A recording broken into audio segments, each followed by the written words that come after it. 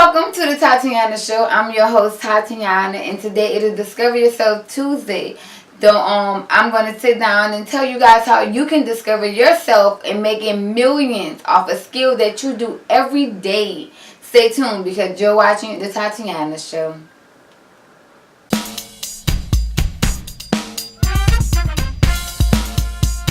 That is so amazing. So aside from the series, don't forget to tune in to the Tatyana Show. November 7th. Like it, some people move on past. Man, you have future plans of,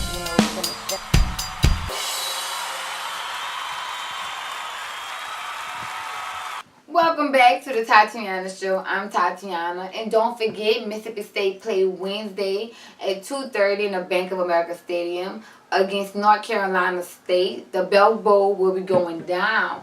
And let's see who takes the crown. So if you are a Bulldog fan and you love Mississippi State, don't forget to support the team and, watch the game. Or if you just like to keep up with college ball, also watch the game and, cheer on Hell State. But moving along in sports, remember yesterday how I talked about that Peyton Manning may be involved in a drug scandal. Well, Peyton Manning is fighting back and he is saying that he is not involved in anything and he is suing the pharmacist for breach of his doctor/patient confidentiality and defamation, to his name. So, this doctor is in hot water, but come to find out, the doctor, he spoke up and he said that he never meant to say those things. He was wrong, that was false, and that he had no acknowledgement that he was being recorded. So he didn't know what was going on. He was just, maybe just making up stories to make the undercover athlete buy the drugs, or maybe if he knows something that we don't, that has not been unfolded yet. But the doctor first claimed that he didn't work at the anti-aging clinic back in 2011. So that's when an incident took place between Peyton Manning getting these drugs. And they did some investigation and come to find out he did work there back in 2011. But Peyton Manning is nowhere tied to this doctor or say that he used this doctor of our acknowledgement. So where he get those, rumors from have not been unfolded, but don't worry, as the story unfolds and they take it to court and he sued, I will keep you guys posted about this and let you guys know the latest on that team. But speaking of using illegal drugs, Oklahoma Raiders MARCEL REECE has been suspended for 4 games for using performance enhancer drugs. This just happened. The fullbacker cannot play the next 4 games, and he cannot play in the final game they have on Sunday. But he's still part of the team, and he still got to go to practice and training camp. But he will also be suspended from the first 3 games of the 2016-2017 season. So, that's a lot of games to be missing. But so far, the NFL has not released his full punishment and what will really happen along with his career just yet, but when they do, I will keep you guys posted. And he tried to apply the decision, but it was immediately denied on the grounds of you failed the drug test. Like, what is that to appeal? But he is suspended as of now. That's all we know. But as that story unfolds as well, I will keep you guys up to date. And what's also interesting about that situation is that he really did. MARCEL REECE really did do, the performance enhancers. And let's see how what's going to unfold for him as time goes on into whether, and then Peyton Manning is falsely been accused of doing it. So let's see how this story investigate, and let's see, if Peyton Manning is found guilty or not. And let's see how his situation will happen. And also, I want to know you guys' thoughts. Tell me, do you think Peyton Manning did do those performance enhancers? So let's find out as the story goes.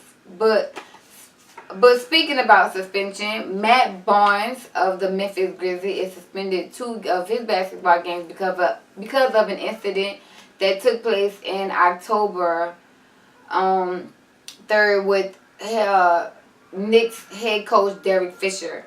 Come to find out, okay, so in case you guys don't know, let me run the story by. On October 3rd, Matt got a call from his two twin daughters his twin daughters saying that they're fishing at the house and they feel uncomfortable. Matt immediately drove to his ex-wife's home, and which was 15 minutes away, and confronted Mr. Fisher about the situation, and it got into altercation. Police was called, but no charges were made.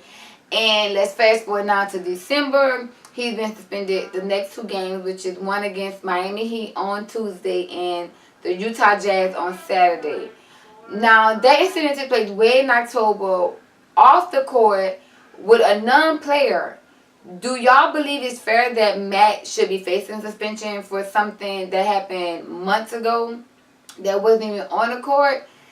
I don't know. I don't know the NBA rules, but tell me y'all thoughts. Do y'all think that's fair that Matt is being suspended for the next 2 games? But to kind of show you a little bit of how the pool system works, because he's a head coach for a basketball team. You know, Matt play basketball. I don't know, but y'all tell me y'all thoughts. Y'all know. But speaking about people getting caught for doing things, Whole Foods will be paying a $500,000 fine for overcharging people on prepackaged goods for up to 80 items in the store. The items were overweight and had inaccurate pricing. It was a Whole Foods in New York. I guess they thought they could get away with it because New York is expensive. So people are going to feel like it goes with the territory. Who will find out?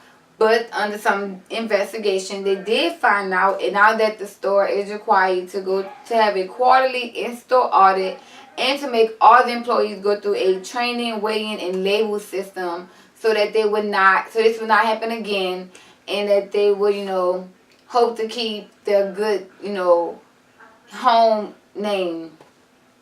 So let's see how that happens. But I know the Whole Foods, they didn't want to go through any court system, so they just paid out the settlement of $500,000, and that was the store in New York. See, that's a good side of the government. They make sure that consumers are not getting ripped off by big businesses, and we are getting our fair, price ranges for the items. So, cahoots. Thank you, government. But speaking about making money, 2 Chainz now is $2 million richer. His Dab and Santa ugly Christmas sweaters was a hit this holiday, and he even created the Dab and Santa app, which also had his nice spins. The ugly Christmas sweaters were seen worn on NFL players, Good Morning America, TNT, ESPN, and so many other places. The sweaters did amazingly. They started at a price of $39.99.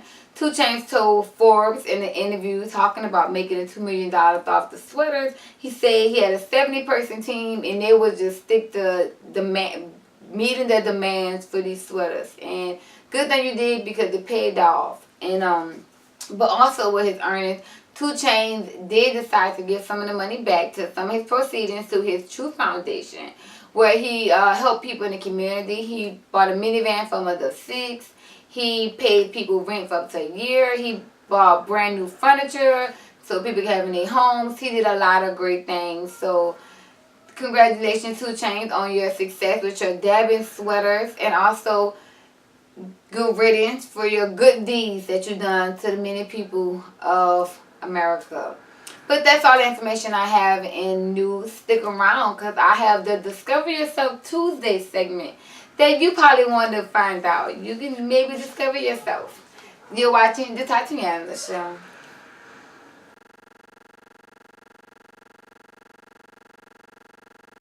Welcome back to Discover Yourself Tuesday, and I'm talking about YouTube hit sensation LEYLA Rose, who is famous for her makeup tutorials that she posts on YouTube. She's making thousands to millions of dollars daily off these videos that she teaches young ladies on how to properly apply eyeliner, foundation, contouring, and so many other great things that go along with makeup. She's 20 years old. She's from Britain, and she is making money off a skill that she's really good at. So, and it don't just have to be makeup. If you have a skill that you're good at, or maybe you know someone else who have a skill that they're good at, you know, whether it's playing an instrument, drawing, singing, or anything else, tell them get a camera, make some videos, stay consistent, and get your subscribers up. And you could be making money right at home for a skill that you was blessed with. So use your gifts, you know, use it to your best ability, make some money off it, and, you know, just really let the world know it, that you are here and you are